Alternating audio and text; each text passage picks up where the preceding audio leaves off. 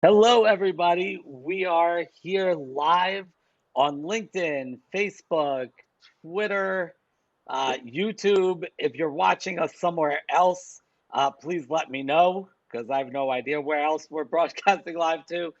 And we are here at the Water Cooler for Water Cooler Wednesdays with a really special guest and a really exciting topic. We are here with Michelle Fritsch to talk about, oh, and we've got people starting to log on. Hey, Vian, how's it going? And so we are here to talk about retirement. And before you turn off your screen, before you log off, no, we're not going to talk about it like that. In fact, the first time I met our guest, I went to something at a financial planning thing. Do you remember this, Michelle? You were the speaker at this Uh-huh. small meeting in a financial planning office. And they announced the topic about, retirement wellness. And I thought, okay, more about a 401k. And so I was there for the networking. So honestly, I sort of like shut off. I'm like, here goes another thing about how I'm not investing enough in my 401k. And then you began to speak, and I'm like, whoa, is she talking about meaningfulness and about people dying after they retire, not because of not having the finances, but because not finding meaning and not having hmm their health. I'm like, this is interesting stuff. And I really had never heard somebody talk about this in this context. And so Michelle grabbed me from that moment, and we were able to have coffee another day and really dig deeper. And I've been so fascinated by this topic and by you as a speaker and consultant ever since. And so it is really an honor to have Dr. Michelle Fritsch. She is a board certified geriatric clinical pharmacist with a passion for healthy aging and education. She's a specialist in medication use in people over 60. She's the founder of Retirement Wellness Strategies, LLC. So that's Retirement Wellness Strategies, LLC, supporting a transition to health and retirement and beyond. She cares for you so you can live a long, healthy, and purpose filled life so you can be a hero to your family and others. She works with a broad definition of health: physical, mental, emotional, spiritual, and social. And we're going to get into all of that today. So, welcome, Michelle. Thank you so much for being here. Oh, David, I am so excited to be here. Thank you for the invitation. And yeah, thank you. And so, what we're going to talk about today is this incredible topic. But my question is, how do you, as a pharmacist, so you are a trained, certified pharmacist, counting out pills, teaching pharmacy classes, and somehow you get into helping old men retire in a nutshell? How does that happen? Two things, two primary things. One, being in healthcare, I mean, it's been 30 years. I've seen so many people who were successful and they seemed healthy in their primary occupation, and then they retired, and then quickly they were in a hospital bed or they were in the clinic. They were no longer engaged in their life, and it was shocking to see. And then I saw it over again and over again and over again, and I realized I couldn't find anybody really trying to tackle that. So that was a big one. And the other one was, when you think about people with my certifications in geriatrics, most of my colleagues are way at the other end in the nursing homes at the very end of life. And that's fabulous. But I want to be on the prevention end. So I've got to figure out, nobody wants to be called geriatric in their 60s. I get that. But whatever you want to be called in that age frame, if we, like with anything else, if we can have a solid plan, we can prevent the nursing home for a much longer period of time. Right. So when people retire, they think this is going to be like, how many people are counting down the days to retirement, thinking that that's going to be the prime of their life, that's going to be it. And you gave some shocking statistic about how quickly people die after retirement. And I don't know if you have that offhand, But after hearing you, and then recently, my father was approaching retirement and is now retired. And I keep telling him, you got to keep working. And he says, why? I said, so you don't die, Daddy. Don't die. Like if you stop working, you're going to die. And I know that's oversimplifying it, but this is something that happens, that people retire, and then what happens from there and why?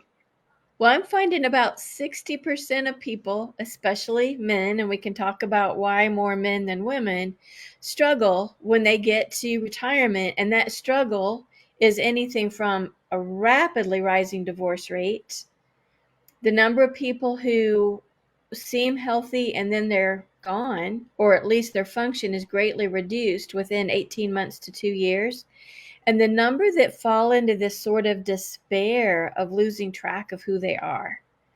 So Yeah, about 60% between those sorts of outcomes that can be prevented. yeah, it is kind of shocking when you hear about these people in the late stages of life suddenly getting retired, or suddenly getting divorced, and dropping dead without any warning, and it's pretty shocking. So, but this is happening, and people know this is happening. So why aren't there more people working on prevention, and specifically the prevention piece, like before it's too late? I think it's going to come. I think more people are going to get into this space, but think about all the major life transitions and how gradually people have moved in to help assist with those. So used to you had a baby and nobody thought much about it. Now you have birthing classes and Mhm. medullas and all these things to help you through that. Or people getting married, they just got married and now there are all these people in that industry to kind of help with that. I think retirement needs that. There are lots of people, lots who are helping with the financial end, but not very many helping you figure out how do you stay healthy and relevant in that next really important phase of life. Yeah. Yeah, and we have a question from Twitter, I believe. Juanita wants to know if you think retirement can cause a midlife crisis. I think that's really optimistic. Either she's thinking people are retiring earlier than I think they do, or that they're living longer. Either way, I'm 100% with this. Let's call it a midlife crisis. But do you Yeah, think that it can cause a midlife crisis and leave you looking for meaning? Is it related to that? 100% yes.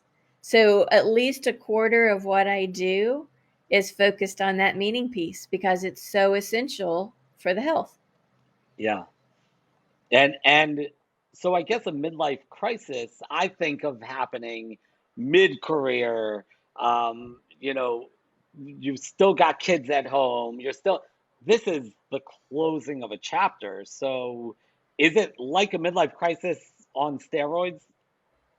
It can't for some people it really can be. A person is coming to mind who was a household name in his profession. Maybe not the whole world, but in his profession, he was a household name. And he was kind of jumping from one major, highly publicized position to another. And the last leap, he was not selected for that position. And it's almost like you watched him shrivel up. He Mm, now has just a small job that allows him to keep the benefits that he wants, but he's not on the national scene at all. wow. And it's hard to imagine that it's the same person. Yeah, I could see that you could lose that sense of significance. So Yeah. for everybody knows your name, and then nobody does. So we've said he and talked about men. Why is this so, I guess, common with men as opposed to women? I think a piece of it is in general, women are allowed to express more emotions. And so we can say things like, wow, I really feel left out, or I really feel forgotten. This was really making me sad, or whatever. And it's acceptable. And men aren't given as many acceptable emotions to express, or maybe their whole lives haven't expressed their emotions quite so openly. Mm, And I think the other one is social circles. Women tend to have broader social circles beyond the workplace. But I'm finding a lot of these executive level men, they are busy with people and relationships all day long. And then I'm thinking of a man that was really high up in an investment company, like way high up. And people needed him every hour of every day, between the phone and people lined up outside of his door. No one could do their job without his input. And he retired. And all of that busyness continued. And no one called him and no one needed him and they were doing just fine. He, in some ways, expected that. And in others, it really was difficult for him to deal with. Yeah. Now, is any of this changing with as the dynamics at work in terms of more women, not clearly not fast enough, but women moving up the ladder and finding more women in the C-suite?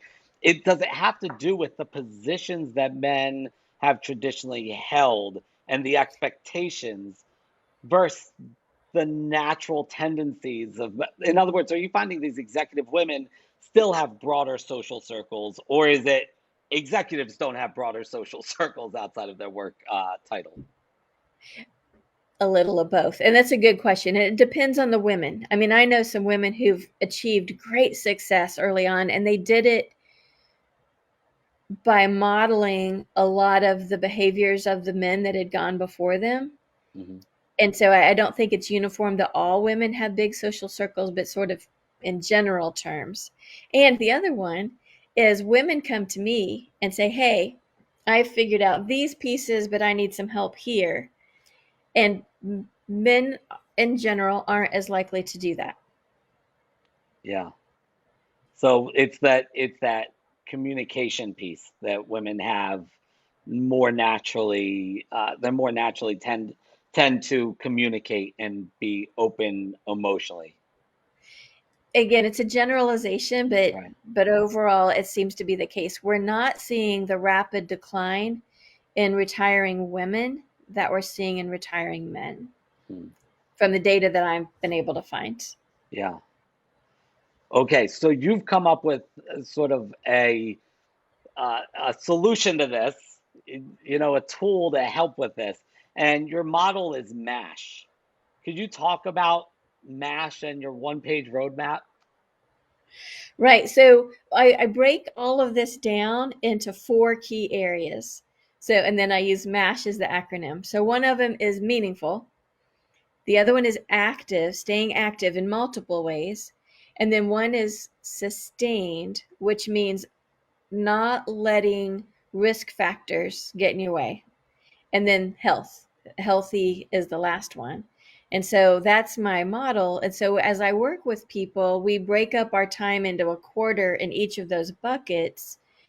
And then that all goes into a one-page map at the end where individually people have identified their primary objectives in each of those areas, the strategies they're going to use, and then their key performance indicators. Like, what are they going to look at each month to know if they're on track to meet their goals Great. So it's meaningful, active, sustainable, and health. and health? Okay, so let's start at the beginning.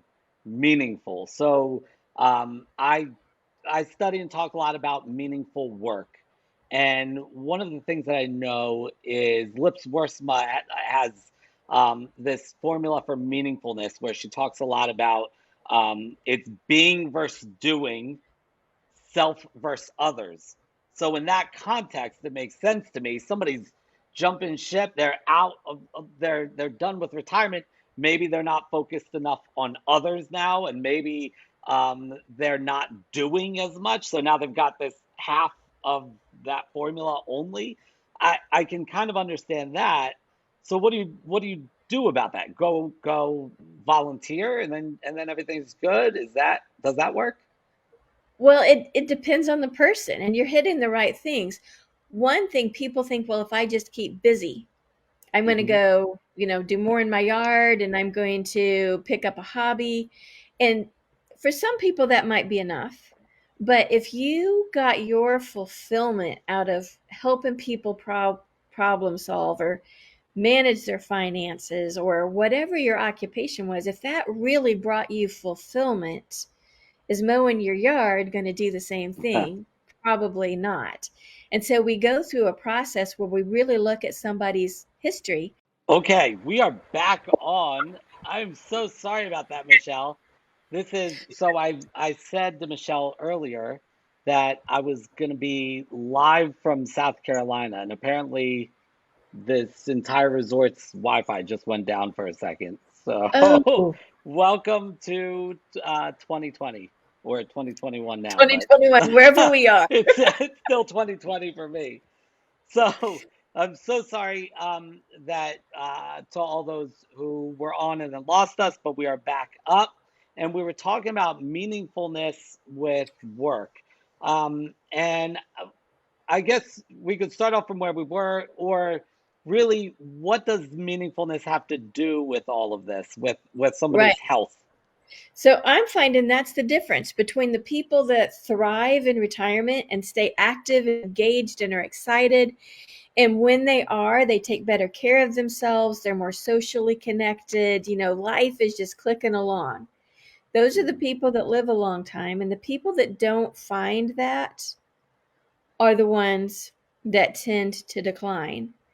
And Yeah. meaningful in retirement can be completely different than what it was in your primary career. So, can I give you a couple of examples? Yes, please. There's a man in the automotive industry. He's an engineer by training, but he became an executive in the automotive industry up in Detroit. And he wasn't a believer in the process, but he eventually agreed to work on some things and found that he's got such an interest in the environment and what's happening in the environment. So he hasn't retired yet, but he's already started being an engineer. He's gone out and gotten some solar panels, and he's just educating himself and maybe going to get on a board of directors of a nonprofit to learn more about the environment. So not automotive Smart. anymore, but environment. Another man was a executive in the airline industry and didn't want to even talk about retirement, and then ended up finding that his passion is he recognizes those first few weeks after a child is born is when Mhm. there's a lot of neurological development, and a lot of that happens with the holding and the caressing that those newborn infants get. So this airline executive goes to the neonatal ICU and skin times babies because he knows it is going to make a difference in their life moving I forward. love that. And I one love more, that. yeah, the CEO of the last health system where I worked found that he always loved music and never really had time for it. So now he spends his time fixing guitars, playing guitar, playing in bands, learning music theory. He's just really gotten captured by the whole music thing. So it's not you have to be doing the exact thing that you're doing. It's more that you have to dig deep and figure out what it is that you're actually doing in your work. What is it that really attracts you to that? And there are tools that we've got that really help you figure that out. Because if you sit by yourself and you think about it, you may not ever quite come up with it, but we'll help you Yeah. kind of sort through it and figure it out. Right. And so that is really important because people don't see the surface, beyond the surface sometimes. Especially, I do a lot of work with people who are very much in the thick of it within their career. Right. And a lot of times it's hard to make those connections for them. Even though they're going into work every day, they lose track of what it is they're doing. It becomes about the paperwork and the mundane tasks instead of the why, as like Simon Sinek might call it, right? Right, right. So you're helping them find this and and build out a plan for their retirement where they won't have to lose that, it sounds like. Right, right. I'm working with a man right now who he he's kind of like you. He goes into businesses to people that are struggling in their business and really helps them tease out what's going on and create Hmm. solutions. And he's like, "Well, when I retire, I'm going to spend all this time with my family. which is fabulous. But how is that going to scratch the itch, if you will, Right. that you get when you're helping these executives solve problems for their businesses? We've got to figure out, in addition to all this wonderful time with your family, not necessarily another job, but what could we do to help you find that thing that keeps you excited to get up every morning? Great. So let's say there are people who desperately need my help. Let's be honest, right? They don't find any meaning in their work, right? And now they're now in these stages where they're approaching retirement. Do they need your help, or will they be okay because they've never cared about work? They've just looked at the clock every day and said, all right, I've got 4 years, 2 months, and 3 days till retirement. Are they typically going to have a hard time in retirement, or is it almost easier for them because they never had a good time working either? Here's the term I have for this, and tell me if it's fair. There are people who work to live. Hmm. So work is watch the clock, get through it, get the money that you've got in order to go do what you want to do, which is after Right. work. But then there are people who live to work, and they're so fulfilled by that position that that is sort of the definition of who they are. Yes. Those are the ones I think are going to struggle without having a plan for what is the next thing that's going to fulfill them. Right. Right. So it almost could be added to the long list of things that come with from the dark side of meaningful work. If you're finding too much of your identity or meaning in your work, good luck when suddenly that goes away. Yeah. Um, and and speaking of suddenly goes away, before we move on to A, I know we're still on M, but with the pandemic, so I was speaking with somebody who recently retired, and she, in this case, was having a really hard time because she was a social worker, a career social worker, and she started dwindling her client base over time. Her whole vision was to ease into this. And then COVID hit, and it was like, all right, see ya, done. And I'm wondering if you recommend your clients that they sort of ease their way out of work when possible. It's all up to the person. Kind of like if you remember how you approached diving into the deep end of the swimming pool. Hmm. Some people did best if they just dove right in, and others needed to walk down the steps and get in very slowly. I think it's true for this too. It's not one size fits all. Yeah. And overall, have you found that the pandemic and everything that's come with it has made it easier for people to retire or more difficult, or is it like the swimming pool? It's all over the place. It kind of depends on what they do. I have found a number of people have at least made huge changes where they're working from home and not the office, and they're not necessarily planning to change that back, which gives them a different sort of flexibility than they had pre-pandemic. Hmm. Um, but I have seen some that are like, I'm done. This is rushed my date and brought it about. I've seen companies that sort of incentivized those nearing retirement to go ahead and retire because finances got so tight. Hmm. So yeah, it's been all over the board. But there are others who are like, in particular, people in the healthcare industry. Some got fed up and left, but others are like, I can't leave now. The world needs me. There aren't enough of us to go around. Yeah, yeah, and you talked about companies and how they approach this. Do you think companies should put systems in place to ease senior employees into retirement? And do you work directly with organizations to help them do that? I've approached organizations about that, and I've spoken with their employees. But do you remember back, I don't know, 15, 20 years ago, they would talk about the golden handcuffs? Yeah. And companies would really incentivize their executives to stay longer and provide them with a lot of tools. And what I'm encountering, and maybe I'm not seeing the truth of it all, is a number of companies no longer do that. When you retire, you're on your own kind of thing, and Mm. they're not easing that transition. But I think it would be a good idea for everybody. In particular, depending on the type of company, like the family office companies where it's successive generations, Yeah. if if the if the retiring generation gets excited about what comes next, they're more likely to make a clean exit and move Huh. on to their new area of meaningfulness and not have their fingers in the pie quite so much. Interesting. Love that. So, okay. So a lot of this is situational, and I totally get that. Working within the realm of HR and IO psychology, everything situational is frustrating. So, quite frankly, Michelle, I wanted you to give me an answer, but everything I depends. I get know. it. So let's move on from the M, meaningful, right? And move on to the A, that's active. It What is. what is that all about? And if you could describe what you mean by active in the MASH model. And what I mean is three different things, actually.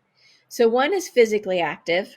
A number of people, as we near retirement, we tend to spend more time behind our desk under a lot of stress trying to do all of those last minute button up the hatches sorts of tasks. Hmm. Maybe some stress eating and some stress drinking. So, a lot of people enter retirement not in their best health. And now they want to travel Europe or golf every day or whatever, and they're just not physically ready for that. So a piece of it is being honest about your current physical health and what do you need to do with an exercise trainer or a physical therapist or somebody to be able to reach your goals. And then I've talked to a number of people that have one thing that they're going to do physically active. I'm going to ride my bike every day, or I'm going to golf, or whatever. And if I ask, what if you break your leg? There is no backup plan. So we've got to dive deeper and have more than one active plan in place. So that's the physically active. And then socially active is that realization that a lot of the people you spend your time with at work may or may not be your relationships when you leave. And if they are going to be your relationship when you leave, you've got to plan for that. They're not Hmm. next door to grab them for lunch anymore. So, and who are those most important relationships? Like one man finally retired and he had worked long hours his entire career. And he told his wife, and she said, "You're not going to be in this house." So there needs to be that communication with your spouse or your kids or whoever you're going to spend time with. Make sure that you're on the same page. And I find a lot of people early in their marriage, they had things, someday when we retire, we're going to do this or that or the other. Hmm. But over time, each of them grew new interests, got involved in other things. Maybe grandkids came along, or things have changed plans. And so they get to retirement, and one spouse thinks they're going one direction, and the other spouse is going the other direction. I think that lack of communication is one of the things leading to that rising divorce rate. And if we Yeah. can enhance that communication before retirement, we're less likely to have that problem. And Right. then the other part is social, besides your family members and no longer being with your workmates, who are going to be those people you spend time with. So maybe that is new hobbies or new endeavors where you meet new people. And then the Hmm. third one is mental. You can't just stop thinking, stop problem solving, sit in front of Netflix all day, or you're going to, start to see some mental or what's going to feel like mental decline. So keeping people have a plan for being mentally active and engaged is also important. Yeah. You were describing me so well with the stress eating and the difficulty in forming new relationships. Yeah, so I didn't realize, but I'm very near retirement. It sounds like, but so much of this, you said so much there, and one of the things that really stuck out to me was this idea of growing separate from your spouse or significant other over time because you spend so much time at work, and it makes me think of when they talk about divorces happening once the kids are out, because the kids leave the home, and now that was what you had in common with your spouse, and you start thinking, how many of my conversations with my spouse are actually about the kids. And I'm wondering if work is another thing, because all the conversations with your spouse and also with your friends, colleagues, so many of those conversations are surrounded by work, and or work is a buffer for having just, like small talk type conversations. And then that's taken away, and it's like, well, what do we talk about now? Is is that really the core of that issue with the relationships? That's a piece of it. And then, and again, seeing if you're still interested in doing the same things. Like there was one person, the man and some of his friends that had been friends all through life had decided that they were going to move to a particular state where there were golf courses all around, and they had it all figured out almost to the point of like picking houses, and found out that some of the wives were like, I am not moving to Florida. If you go there, you're going for yourself. Right. So they'd made all these elaborate plans and never mentioned it to the spouse. Right. Yeah, that could be an awkward moment when they find out that what they want for the next 30, 40 years of their lives are not the same thing. Yeah. So Michelle commented, I think a lot of people are going to retire a lot sooner with all the stress we're experiencing now. And I've seen that with those quick exits. Right. Also, why do I have to deal with all this?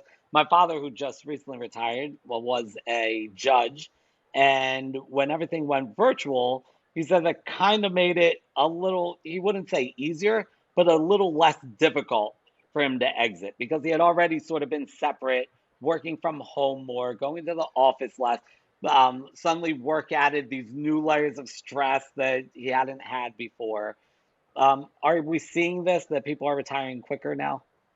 I think the other one, not to be too cliche, but we're living in a pandemic. We realize that life is not guaranteed. Mm, And I think that has really hit a lot of people that, I could spend another 5 years working, or I could go ahead and really live my life for a while yeah, for as long as I can. right, right. Yeah, that is cliche, but it's very deep and very, very real in terms of realigning people's values. Yeah. So let's talk about the S, Okay. sustained. What do you mean by this? We've all got our own risk factors for those things that could really mess up our plans in retirement. And they're different for all of us.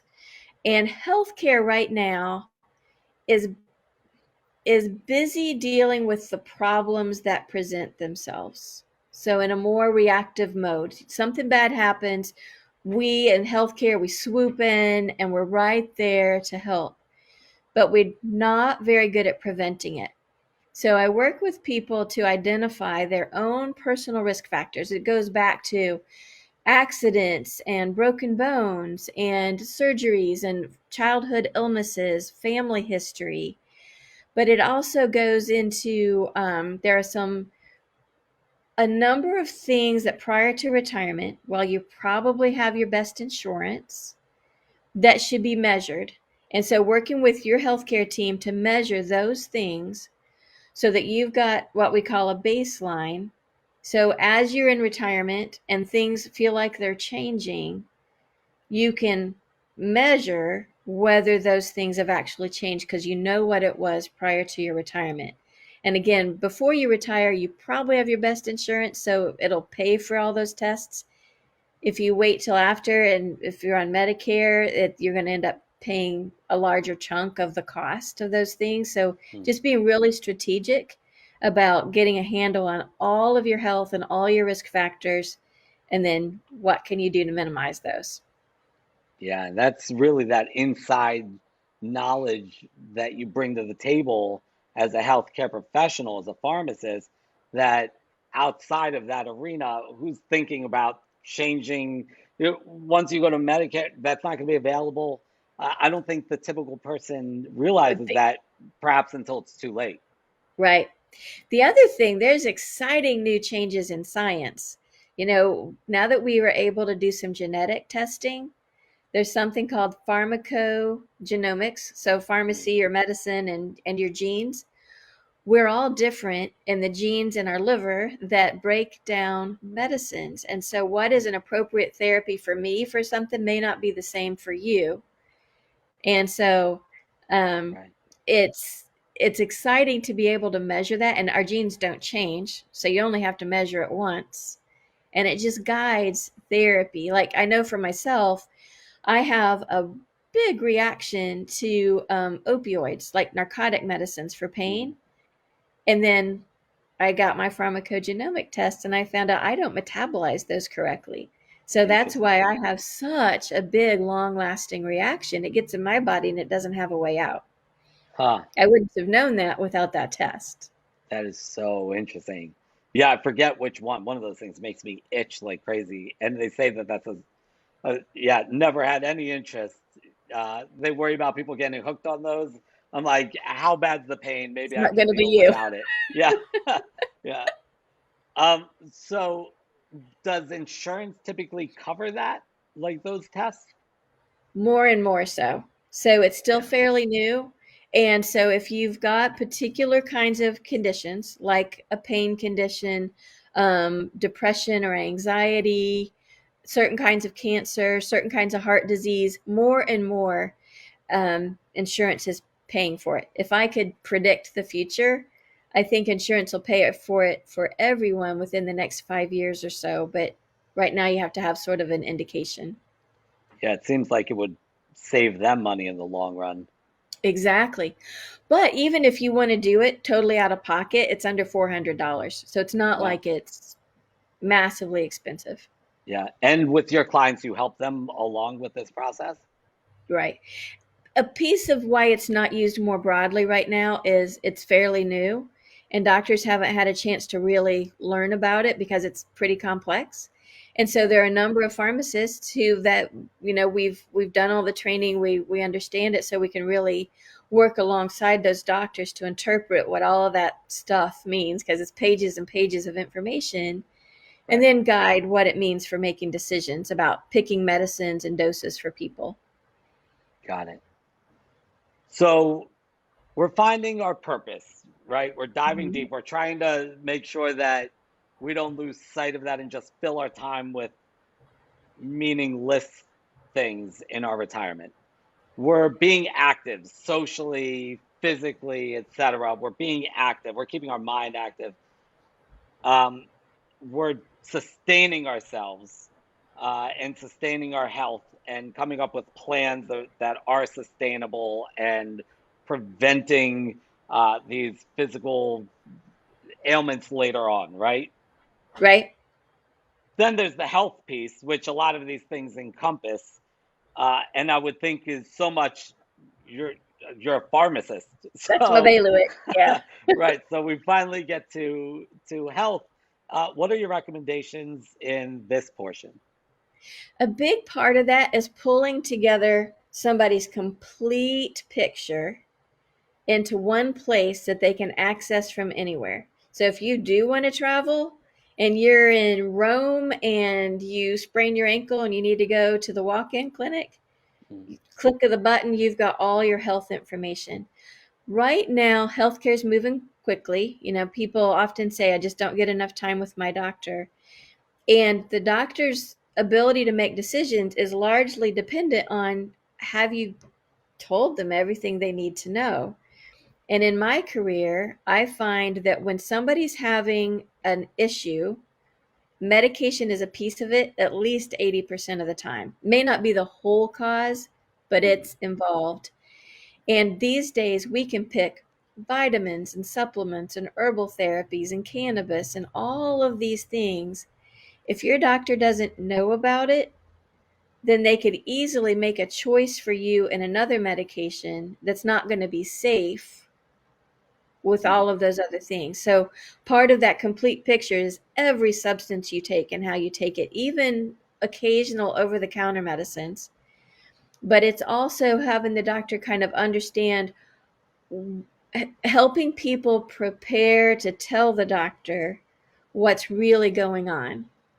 So if your healthcare team has the right picture, they understand what's changed, what it feels like using more descriptive words, then they're likely to order the correct tests and kind of get to the bottom of what's going on. There's a lot of waste in healthcare right now with doctors making the best decisions they can with the limited information we give them, and then it's a wasted test or it's a wasted thing because that wasn't really the problem. It's not the doctor's fault necessarily, it's that they just don't know the whole picture. So I pull together the whole picture. Right. So that you bring up a great point in terms of communication with the doctor and knowing what's relevant to tell them anyway without Right. oversharing, which I guess is difficult with the doctor who's checking your prostate. I don't know how you can overshare with that individual, but I know me personally. After a doctor's appointment, I'll come back and tell my wife what the doctor says, and she'll say, "What? But did you tell him this? And did you remind him about this?" And I swear to God, every doctor's appointment includes a follow-up phone call where I call and leave a message for the doctor, and now use the portal to message the doctor. Hi, doctor. My wife said that I need to tell you this. And sometimes he says, "Oh, that changes everything." And you're right. So there is this stereotype Exactly it. of men not being as open or not as quick to go to the doctor, et cetera. Is that real? Is that based in some real It's not statistics? necessarily just men, but yeah, I think people get in there, they think that their doctor knows. Somehow we think our doctor just knows everything about us, and they don't. And so like one trick that everybody can take, and it's very helpful, is before going to the doctor, think about what you want to talk about, prioritize it, put down all the information, describe it best you can, and give, I know this is paper, but it still works. Hand it to that person that takes you in and gets your weight and your blood pressure and all of that, and ask them to give it to the doctor. And then Mm, also take a copy for yourself so that you've got a place to take notes. And so that person goes down the hall, they give it to the doctor. The doctor's reading it as he or she comes in the door. It's amazing how much time you just saved. huh. You just got everything focused on where it needs to be, and they've got that information they need to get started. Always take a full list of every chemical you put in your body so that they've got that and they're looking at it. And that way they can hone in on what's going on. And then always make sure you understand what the doctor's telling you before you leave. And Mhm. every physician I've ever worked with wants to make sure if you don't understand their accent or they're not speaking clearly enough or they're using big words, ask for one of their staff members. They would gladly bring in a staff member to help make sure that you understand before you go home. Because, like you just said, when you're trying to call them back or get on the portal, they're already busy with other people. It's hard to reconnect. Right. So, make sure you really understand before you leave, and even take somebody with you, especially if you think the doctor's going to tell you something that you don't want to hear. Most of us kind of shut down. We get a new diagnosis or something, our mind is going someplace else and not Mhm. listening. So if there's somebody else there, there's more likely you'll capture all that important information. That's really wise. Now, when you're working with your clients, how do you help them organize this thing on the front end? So we plan for doctor visits. And so we talk about what are the priorities and what kind of, usually at this point I've kind of heard what's going on, so help them put into the words that the Mhm. doctor's going to understand, that's going to help them figure out what's going on and make those good decisions about follow-up tests or whatever they need to do. Yeah. And you, from the outside in, you go to your local Rite Aid. Is Rite Aid still around? CVS, Walgreens, one of those. And you go to the pharmacy and you see this person wearing a really fancy lab coat, and you wonder what exactly are they doing back there? What exactly does a pharmacist do? But in reality, pharmacists do so much, and they can play this pivotal role of being the overseer of all this medication. And pharmacists, for me, have caught things where there's multiple medications that don't work out. Yeah, as a pharmacist, and as an educator of future pharmacists, what do pharmacists do that we don't give them credit for, that we don't really understand? Oh, so much of all the healthcare professionals, pharmacists have the deepest understanding of how each medication actually works. Way more training on medicines than physicians, and way more, so it's pharmacists when it comes to understanding medicines, and then physicians, and then everybody else really gets very limited training on Yeah. how medicines work. So, like, I've never worked in a pharmacy like you described. My whole career has been alongside physicians in hospitals and clinics, making those decisions, then following up with people, make sure those medications are doing what we wanted them to do, and then making adjustments as we need to. Hmm. Yeah, well, thank you for sharing that, because I know burnout is very prevalent with pharmacists, and I think so much of it is this lack of lack of credit. There's this effort reward imbalance. People don't Yeah. recognize that they're the heroes that they are in the medical industry. Society kind of treats the pharmacy as the gumball machine, and they want the gumballs to come out quickly, and they just don't realize that the pharmacists are saving lives back there. They're making Mhm. sure that everything is okay. And that's one of the reasons you want to use one pharmacy and let your pharmacist know all the other things you take in addition to the prescriptions, so that they can be making sure it's all safe together. Can I tell you one more quick story? Please. There's this woman, she was a bit older, lived by herself, completely autonomous, right? She managed her house, she drove, she shopped, she did everything.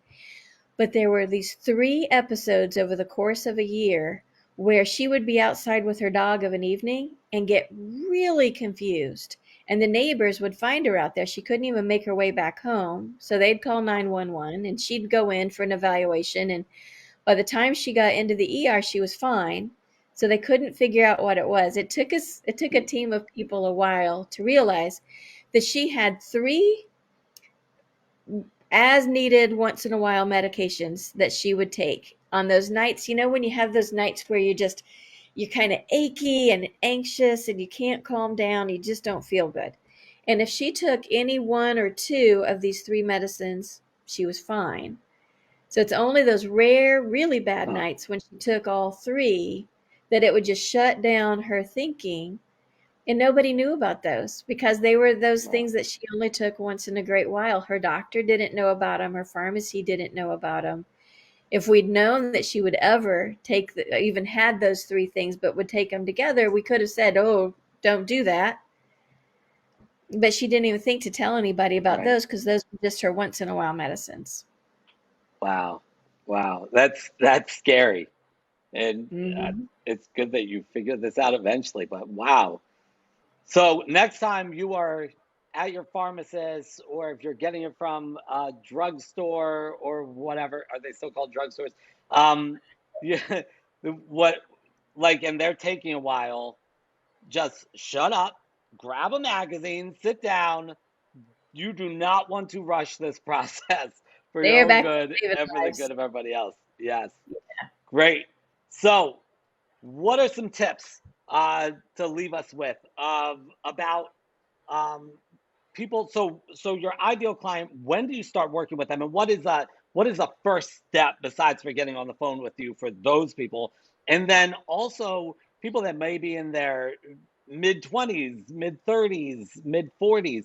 What can they do to start preparing for their retirement? Because while it seems so far away, every financial planner in the world will tell you you have to start planning now. Uh, what are some tips for those two groups of people? Well, it's never too early to start taking care of your health, and to make good choices. And I'm not a proponent of these really fancy strict diets or anything like that.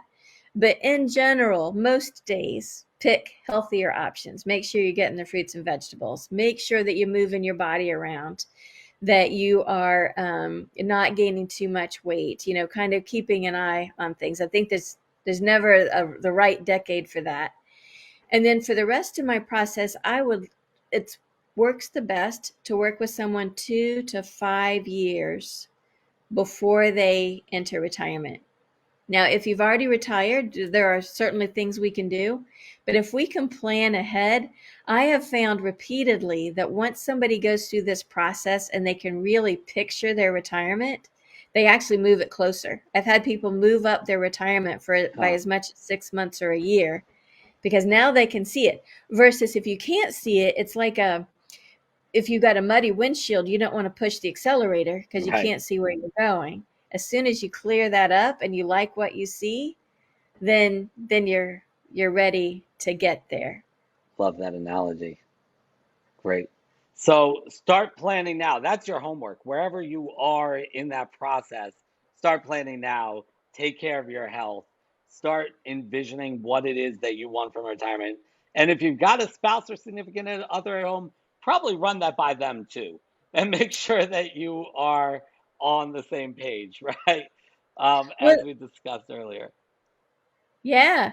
I've got a cool tool I'll just tell you about Yeah. called Purpose Pulse that at any age it's a quick 15-minute tool that kind of tells you, are you living and you doing those things that excite you and innovate you and make you Huh. want to continue to get up? Or are you being sucked dry by things that are draining you?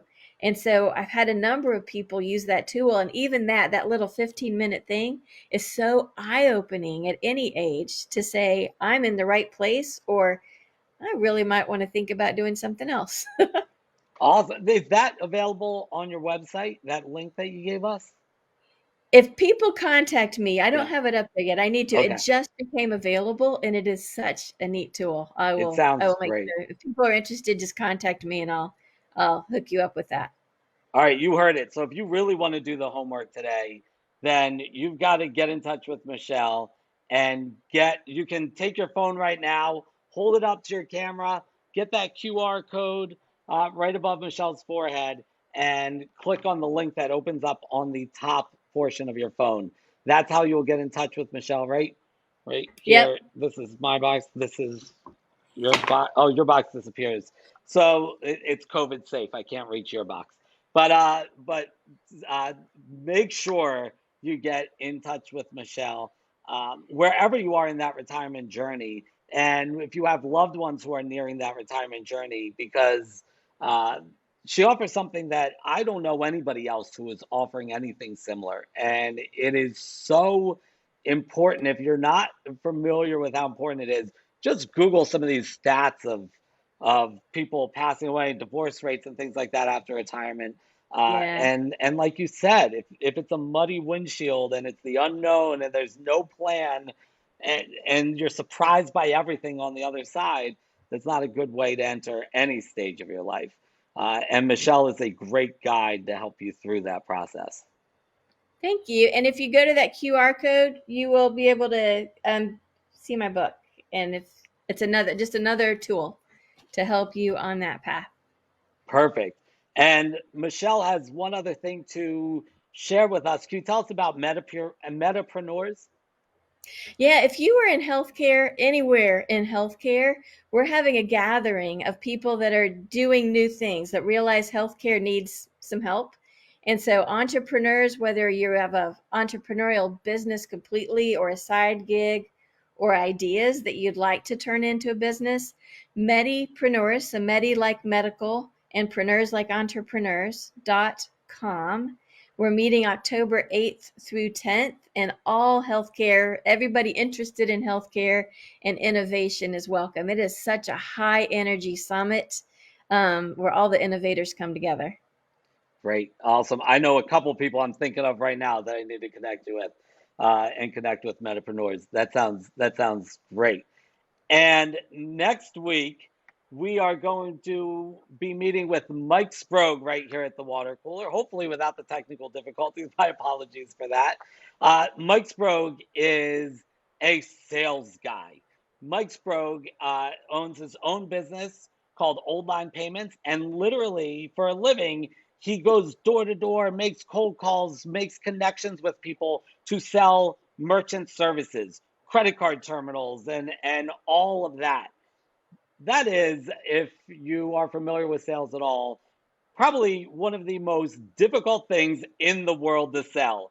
And that is exactly why I invited Mike here. Michelle comes from pharmacy. She's a pharmacist. Mike comes from sales. I love when we are able to bring people from outside of HR, outside of IO psychology, who have these insights and these passions for helping people within the workspace.